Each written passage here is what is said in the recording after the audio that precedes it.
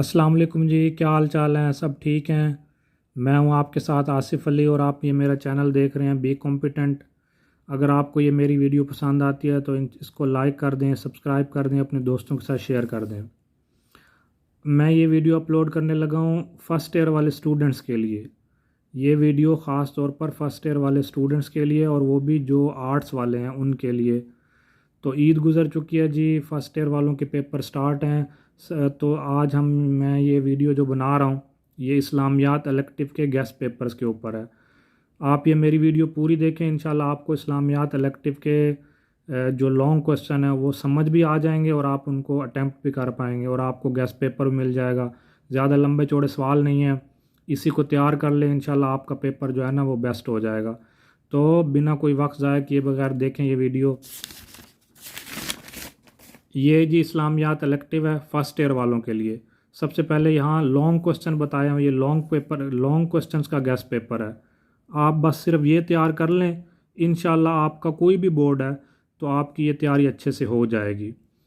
देखें, कोई से 3 सवालात हमने हल करने होते हैं, टोटल 5 सवालात होते हैं। जो उनमें से हमने 3 जवाब देने होते हैं। तो पेपर पॉइंट ऑफ व्यू से वो जो लॉन्ग क्वेश्चन है वो स्टार्ट होते हैं सवाल नंबर 5 से, क्वेश्चन नंबर 5 से। वो पहले क्वेश्चन नंबर 1 MCQs का होता है, मल्टीपल चॉइस का। क्वेश्चन नंबर 2 जो होता है वो short, question number 3 short, question number 4 short. तो 3 पोर्शन शॉर्ट क्वेश्चन के होते हैं। फिर सवाल नंबर 5 जो है ना वहाँ से आपके लॉन्ग स्टार्ट हो जाते हैं। तो कोई भी 3 करने होते हैं। जो पहला सवाल नंबर 5 आएगा ना उसके लिए मैंने आपको 3 सवाल बताए, इनमें से इंशाल्लाह एक ही, ये 3 सवाल हैं तो आप तैयार कर लें, कोई एक आ जाएगा। फिर आपने 3 करने होते हैं, यहाँ से आप अपनी मर्ज़ी के कोई भी सिलेक्ट कर लें, 3 जो आपको याद हो जाएं इजली से आप वो अटैम्प्ट कर लें, सिर्फ वही तैयार कर लें। तो ये सवाल नंबर जो 5 है ना, ये पहला सवाल ये आएगा इंशाल्लाह, इस्लामी तहज़ीब से क्या मुराद है, इसकी खसूसियात और अनासिर। बड़ा आसान सवाल है, आपने बताना है तहज़ीब क्या होती है, मतलब रहन सहन, ज़िंदगी गुजारना, कांट छाँट, ठीक है। तो इस तरह इस्लामी तहज़ीब होता है, वो होता है इस्लामी तौर तरीके से रहना सहना, इस्लामी तरीके से ज़िंदगी गुजारना। हम जो इस्लामी तरीके से पूरी अपनी लाइफ गुजारते हैं इसको इस्लामी तहज़ीब कहते हैं। इसकी खसूसियात क्या होती हैं आपने वो लिख लेना है। इसकी खसूसियात में कि अकायद इस्लाम वाली खसूसियात लिख लेनी है। मतलब आपको पता है हमारे 5 अकायद हैं, हम उन्हीं के ऊपर अपनी ज़िंदगी गुजारते हैं इस्लामिक पॉइंट ऑफ व्यू से, वही इस्लामिक खसूसियात कहलाते हैं। मतलब हम तौहीद को मानने वाले हैं, अल्लाह को मानते हैं, हम रसूल पाक को आखिरी पैगंबर समझते हैं, तमाम अम्बिया पर भी ईमान लाते हैं। इसके अलावा हम जो इल्हामी किताबें हैं, 4 मशहूर किताबें, उन पर भी ईमान लाते हैं, तमाम किताबों पर ईमान लाते हैं और कुरान मजीद को आखिरी किताब समझते हैं। फिर हम जो है ना रोज़ क़यामत पर ईमान लाते हैं, हम मलाइका पर ईमान लाते हैं। तो इस तरह ये इसकी खसूसियात होती हैं ना, ठीक है, कि इस्लामी तहज़ीब जो इस्लामी रहन सहन होता है हम इसकी बिना पर ज़िंदगी गुजारते हैं कि हमें पता है एक दिन ये दुनिया ख़त्म हो जाएगी, हमें आखिरत की तरफ लौट कर जाना है। अनासिर क्या है? अनासिर होते हैं मतलब जिससे कोई चीज़ बनी होती है। तो इस्लामी तहज़ीब जो बनी हुई है ना वो अरकान इस्लाम जो अनासिर है ना, मतलब हम नमाज, रोज़ा, कलमा शहादत, ठीक है, ज़कात, हज, तो ये हमारे अनासिर हैं। इनके बगैर मतलब हमारी इस्लामी तहज़ीब पूरी ही नहीं होती। इस्लामी तहज़ीब है कि हम नमाज़ पढ़ते हैं 5 वक्त की, हम ज़कात देते हैं, हम रोज़े रखते हैं। तो ये इस्लामी तहज़ीब की खसूसियात अनासिर, इनमें से कोई एक याद कर लें। ज़िक्र इलाही, इक़साम, फ़वाइद व समरात, ये बड़ा आसान सवाल है, एक दफ़ा रीडिंग करें आपको याद हो जाएगा। ज़िक्र इलाही से क्या मुराद है? अल्लाह ताला का ज़िक्र करना। अल्लाह ताला का ज़िक्र करने का हमें बार बार हुक्म है, हदीस में है, ठीक है, इसके बाद कुरान में है। तो ये सबसे बेहतरीन इबादत भी है। फिर इसकी इक़साम होती हैं, 3 इक़साम होती हैं कि हम दिल से अल्लाह का ज़िक्र करते हैं, ठीक है, हम अपने ज़बान से अल्लाह का ज़िक्र करते हैं, तो कौली ज़िक्र कहलाता है वो, ठीक है। फ़ेली ज़िक्र होता है कि हम अपने अमल से, जैसे हम नमाज़ पढ़कर ज़िक्र करते हैं, ठीक है। तो ये इस तरह के ज़िक्र के इक़साम होते हैं। इसके फ़वाइद व समरात क्या होती हैं कि हमें इस दुनिया और आखिरत की बरकतें मिलती हैं, ठीक है। हर ज़िक्र पर हमें इस दुनिया में भी हमारी कामयाबी, आखिरत की भी कामयाबी। तकवा का मतलब होता है परहेज़गारी, कि जब हम बुराइयों से रुकते हैं, अपने नफ्स को मार कर जब परहेज़गारी इख्तियार करते हैं तो तकवा होता है। कुरान व हदीस में तकवा का क्या मफ़हूम है, क्या बताया गया, एक एक बस आप हदीस, एक एक कुरानी तर्जुमा याद कर लें।